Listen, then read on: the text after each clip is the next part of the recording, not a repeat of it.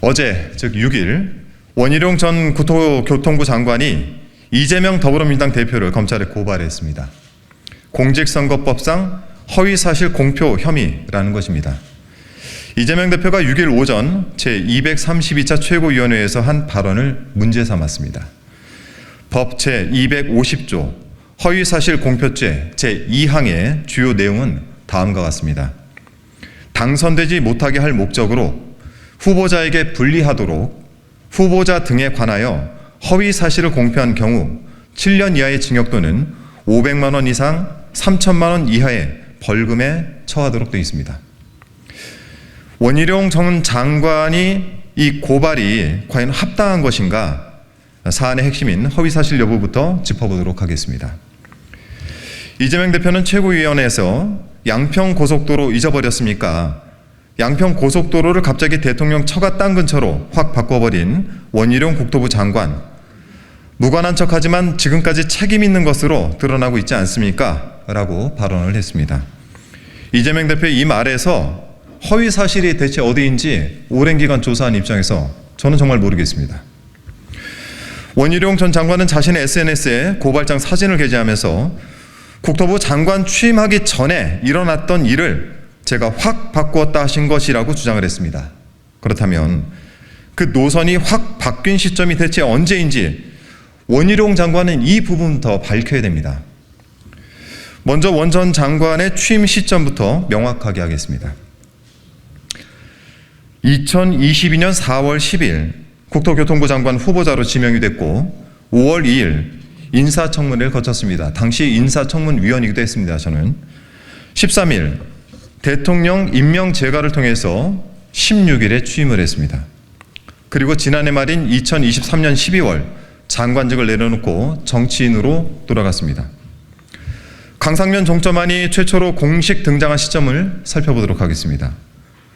지난해 서울 양평 고속도로 종점 변경 의혹이 불거지기 시작했을 당시 우리 의원실에서는 관련 문건을 최대한 검토해서 2008년 민자투자사업 제안 당시부터 2023년 7월 3일 전략환경영향평가 설명회가 취소되기까지의 이 경위를 시간 순서대로 정리를 하고 있습니다.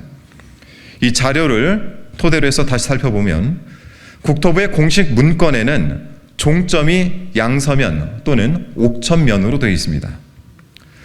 그러다가 2023년 5월 8일 공고된 국토교통부 공고 제2023-525호 서울 양평 고속도로 고속국도 건설 사업 전략 환경 영향평가 항목 등의 결정 내용 공개라는 문서에서 종점이 강상면으로 갑작스럽게 등장을 했습니다. 결국 강상면 종점안은 원희룡 전 장관이 재임한 시기에 최초로 공개된 것인데 무엇을 근거로 제가 취임하기 전에 일어난 일이다 이렇게 주장을 하고 있습니까? 원희룡 전 장관이 취임한 시점은 2022년 5월 16일입니다. 본인도 기억을 하시겠죠?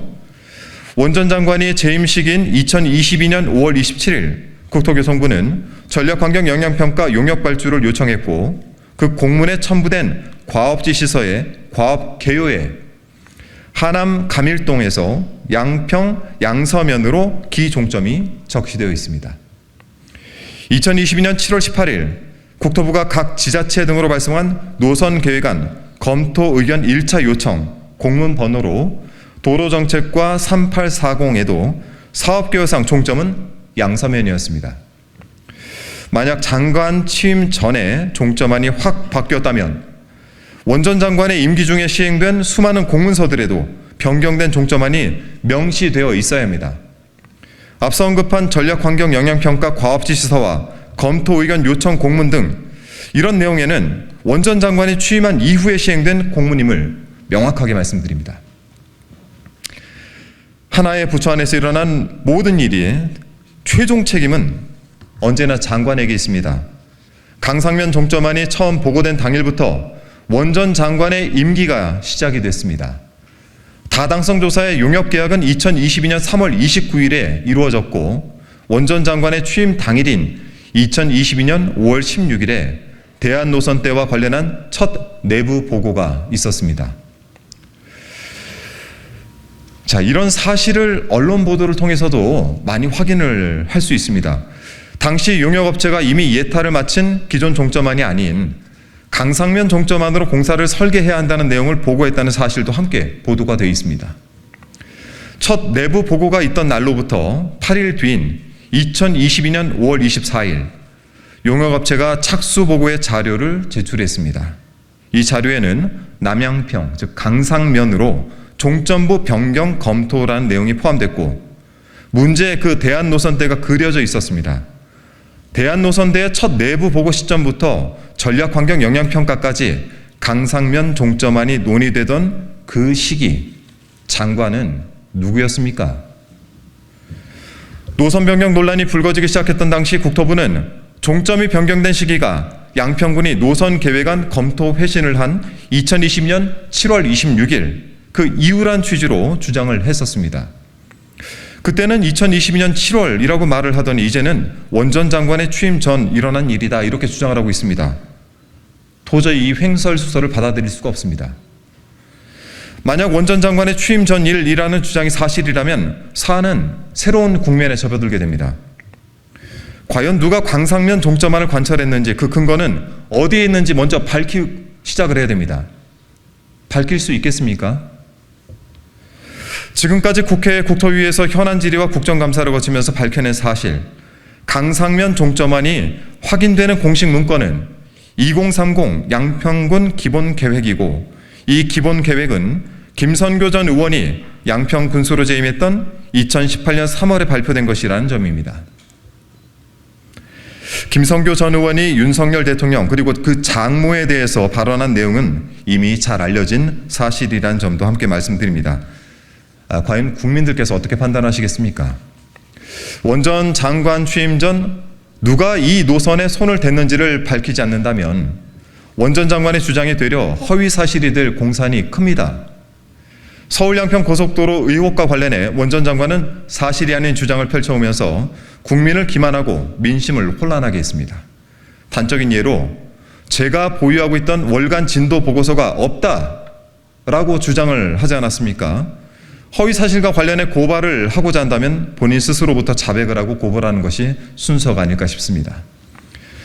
허위 사실 공표죄와 관련한 주장을 추가로 간단하게 짚어보겠습니다. 이재명 대표가 서울 양평고속도로 의혹을 언급한 것이 원 전 장관이 후보자에게 불리해서 당선되지 못하게 할 목적을 띄었다라고 판단했나 봅니다. 만약 이 의혹이 원 전 장관의 당락을 좌우한다면 국민께 송구한 마음으로 의혹을 속 시원하게 해소하지 못했다는 반성부터 하는 것이 옳지 않을까 싶습니다. 2022년 7월부터 지금까지 서울 양평고속도로 종점 변경 특혜 의혹을 두고 온 국민이 큰 상처를 받으셨다는 사실 절대 잊어서는 안 되겠습니다. 지난 대선 당시였던 2021년도에도 원 전 장관이 이재명 대표를 고발하더니 제22대 총선 국면에서도 또 고발을 하고 나섰습니다. 이쯤 되면 정치적인 쇼이자 습관입니다. 이재명 대표에 대한 고발을 선거 전략으로 이용하겠다는 의도에서 나온 행동이 아니기만 바라보겠습니다. 정정당당히 민심의 심판을 받으시길 바라고요. 혹시 제 논평과 관련해서 반론이 있으시다면 언제든지 받겠습니다. 또한 토론을 원하신다면 언제든지 받겠습니다. 연락 기다리겠습니다.